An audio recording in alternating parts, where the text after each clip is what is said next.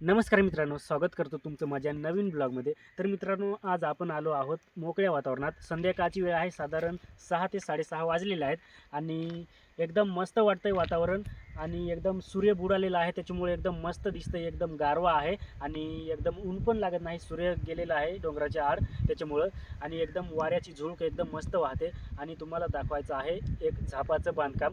आणि त्या ठिकाणी आपण जाऊया, कशाप्रकारे गावाकडे झाप बांधलं जातं आणि कशाप्रकारे मस्त त्याचं बांधकाम चालू होतं आणि कशाप्रकारे बांधकाम केलं जातं ते तुम्हाला आजच्या ब्लॉगमध्ये दाखवायचं आहे. तर मित्रांनो, ब्लॉग पूर्ण पाहायचा आहे. त्याच्या आधी, तिथे जाण्याच्या आधी तुम्हाला मी इथलं सर्व बाहेरचं नेचर दाखवतो. इथून कसं नेचर दिसतंय ते तुम्हाला मी पहिल्यांदा दाखवतो. तर हे पहा मित्रांनो, एकदम मस्त डोंगर भिंगर आहेत आणि एकदम मस्त वातावरण दिसतंय. एकदम एकदम म्हणजे एकदम मस्त दिसतंय आणि सगळीकडे एकदम झाडे आहेत एकदम मस्तपैकी.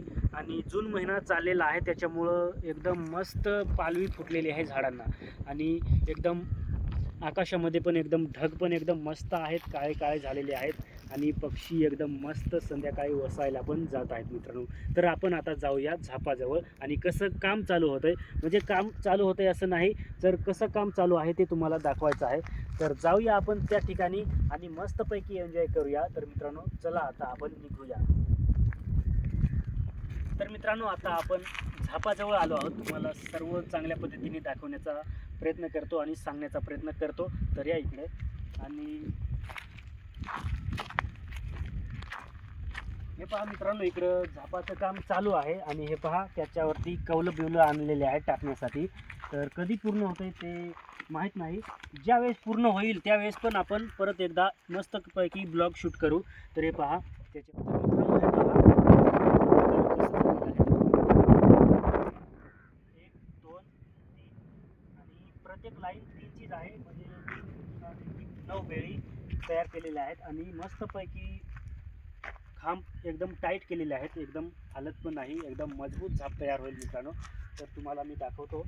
आणि एकदम मस्तपैकी झाप बनवलेला आहे. अजून अधुरा आहे, पण पूर्ण झाल्यावर एकदम मस्त घर बनेल, छोटंसं घर बनेल, झोपडी बनेल.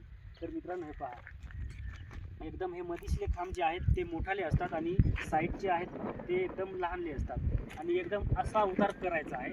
एकदम पूर्ण झाले की त्यावेळेस पण आपण एक ब्लॉग शूट करू. तर तुम्हाला मी दाखवतो. तर हे पहा, आणि तो जो वासा आहे तो सागेचा आहे, म्हणजे हे आडं एकदम मजबूत होतं तयार. कारण मजबूत असलं की एकदम मस्तपैकी कितीही वादळ आलं, काही पाणी किती वरसला तरी एकदम हालत नाही आणि काहीच होत नाही. हे पहा एकदम